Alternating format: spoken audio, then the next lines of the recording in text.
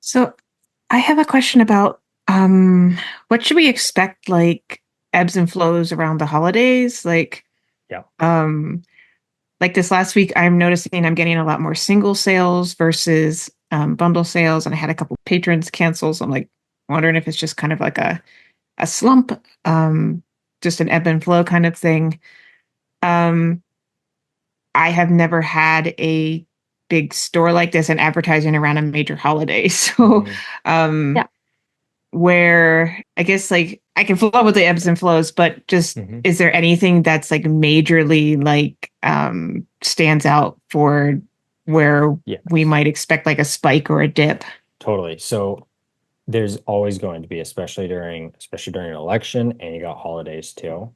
Um, I couldn't tell you exactly how much. If I was going to guess, though, I'd probably say around like 15 to 20%, uh, maybe even 25%. But that's not also saying that there's ways to combat that as well. And so the number one thing that I would really, and like Ella and I have been looking through all the accounts as well, and like through all the commonalities and seeing like what the number one reason of like why some accounts are doing really well and why some accounts aren't able to scale up as far. Um, and the number one thing really has been the organic content that's being posted and posting the right things. Because if you can think about it like an overall business, like in Facebook's mind, when you are posting content, it's connected to your page, which then all of those views that you're getting from the organic content get filtered into your ads as well. And then your ads start retargeting those. And so if you can think that, imagine if you had like a single product store and all your organic videos were just about that one product. And all your organic videos, you're making better and better videos every time. So it's finding more and more people with your reels, and then all of that's being brought into your retargeting audience, and then that fuels your ads to do even better. And so I'd really just try to think like during Q4, what is the one product or maybe two that I can just be posting every single day about, consistently posting, taking those posts, putting it onto your story as well. That way your story is always active with your ads. And then just focusing on those couple of products with ads. And that's how I think that even if that 20 to 25% hit, you could still pull that back to where it's like it only takes like a 5% or 10% hit during that Yeah. time. And Um, you also have to yeah. think too about like long term, about all these customers that are coming in during Q4. hmm Even if we're not acquiring them at the lowest cost that we typically do near, Q1, for example, and Q2, we're still acquiring customers that you can eventually retarget, and they're worth a lot if we retain them too. They're hmm worth as much as your lifetime value currently is for your customers. So that's also Yeah. something to keep in mind that, during Q4, a lot of it is trying to acquire customers, but still acquire them at a good price point so that we're not just acquiring customers that are hmm buying because it's the holiday season and because there's discounts everywhere. So, And also with that too, finding you have all these customers right now. They've already bought mhm. from you. And so like I know Ophelia with Yes. the Yeah. the bundle, the her 10th anniversary. That's one thing too, where it's a really high price product. It's 195. And a lot of our current readers are coming back and buying that during Q4 too. So I just try to think like, what is the one or two products that I can just post every single day about, make the right post. We're also going to be giving a content calendar too of just like trending posts each month. That way we can just always stay up on those trends. You don't really have to think like what type of posts are working right now, just making those types of posts, fueling, then taking all that content and then putting it into the ads. And then like obviously with like new images, mid-journey images too, dropping those in consistently and just trying to focus on those like one or two products. Maybe it could be like uh one ebook bundle and then one special edition bundle of even those. Even better would be those exact same ebooks as a special edition paperback bundle too. Yeah. um, Yeah, and just even playing more to the fact that, organic content really does drive your ads a lot too, especially with Meta. Like for example, when Anne Marie Meyer was running her release for Lucky Charm, she was still consistently posting a lot of content for her previous bundle that she was running to, because a lot of those people and a lot of those users were still targeting them in the ads. So she was able to kind of split content and be able to continue posting about the previous books and the previous bundle, because there's still a lot of customers that are coming from there too. And with that as well, we also looked back because we were like, after we started noticing this, because we were like, you can't build a business off of ads. And we started like putting those pieces together, and starting looking at like when an author would get a viral video, CPMs would drop on the ads immediately. We were like, whoa, it's like we started going back, like looking like for the whole month, it would drop. And the results or cost per result would also drop too. Results would go way up. Because if you get a viral video, it fuels all of those ads.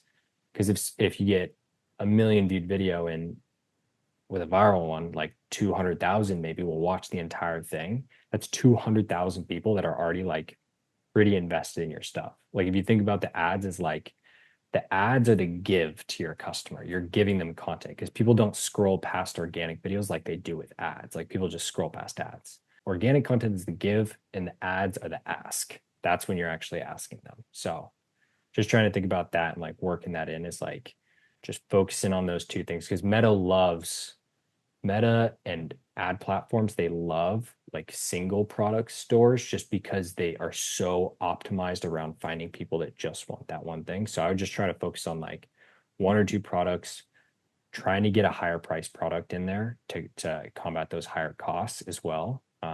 And people are willing to spend more during Q4 too. So trying to find those ways too. Yeah, and if you think about it too, I mean, obviously, Meta's learning off of what everyone's looking at organically on the platform too, and that includes your content too. So if you can help boost that, then that's really going to drop your CPMs as well. Yeah. Got it. Okay. Yeah, I think that was a very long-winded answer to your question, but No, that was great. Thank you. Thank you. Yeah. Can I follow up also, because I was wondering about that also. Higher cost would be the paperback bundle versus the ebook bundle. That is a better gift for the holidays. I can like add an image without messing up the pixel or anything. I can just like add an image and how that, and I see this would be tied with a ribbon and stuff. I would just have it as a separate campaign too. So I also now, in addition to my testing campaign, a paperback campaign and an ebook campaign. Okay. And I've asked Ella before this, and I do remember her answer, but I haven't quite been able to put it into action. So forgive me for that. I know some people are okay, like picking up the books, talking about it, like here's my favorite hero, and like I want to tell you about that time I went to the museum about the setting, and I haven't done any of that because I haven't shown my face. I don't know if that is my missing piece of the puzzle, because I haven't. Yeah. Because like also like imagine if you're scrolling through your feed and you see an ad and you start to get interested in it, and then you see on the person's profile, you can see that story in the top left, and you see that there's like a circle around the profile.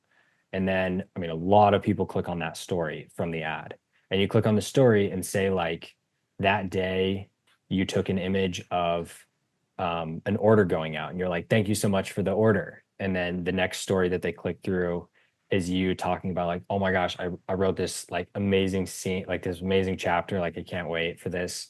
It doesn't even matter what it is. Some authors were talking about like, I saw one where it was like the lipstick that she was putting on the day. And like people just love that type of stuff where you're like, they feel much more connected. Always having those types of posts up and getting more used to it. Because like once you start making it more consistently, it's so easy to put up. So this is me, like the real me that you're all seeing. But you know that I have the pen name and that I haven't shown myself much unless I was in like semi-disguise, because I'm afraid that people will target my family because we're Jewish. At the moment, this is a very dangerous climate. Like I could like be in a hood and like I'm like, I'm freezing in Boston. Where are you? Are you freezing as much? Here's my book. This is what it looks like frozen, or something like that. Or like whatever. I can come up with better ideas. But You can always for now rely to a lot more just on like voiceover style content and just showing the books a lot more. So like doing a video where you're like sliding the books in and talking about the premise of the story. I would say that the factor with like showing your face is just showing that like authenticity piece. You're going to have a lot easier of a time getting someone to buy at a pretty higher or just a higher price point in general for a lot of books if they get to trust you. And a lot of that does come from like showing your face as an author, but a lot of it can come from like voiceover style videos too. They see that there is a real author in person behind this, and so it's a lot of like trust points that a user has to go through before they spend, $20-$30 on you. Also the premise of the story, but it does help to show that authenticity factor. Yeah. Stories were also, I believe it was back in 2022 or 2020. It might have been like early 2023. They were the most viewed placement by like quite a bit. Like on all of Facebook and Instagram, people were looking at stories. And so it might be like 50% now, but like that is something where, and you have so much content. It's so easy to like, once you post a reel or a post, I look at stories first. There you go. Yeah. Everyone, I do too. Everyone, especially scrolling through the ads, you click on it if it's popped up and it's highlighted there. You'll click on that too. So every post that you make, just hitting that share to your story, and just trying to get in the habit every day of like, maybe you wake up in the morning or like right before you start writing, like taking a picture of the book or taking a picture of your computer, like writing this amazing scene. I know you're gonna love it. Doesn't matter what the post is, just like having people click on it and engage, or even better, talking to the camera and just be like, talking about what you're going to do during the day. Like it really doesn't matter what you post. And like the more frequently you do it, you're going to start getting like in the pattern of like, oh, this story didn't get any views, but this one started doing really well. I'm just going to make more stories like that. And they're so quick to make that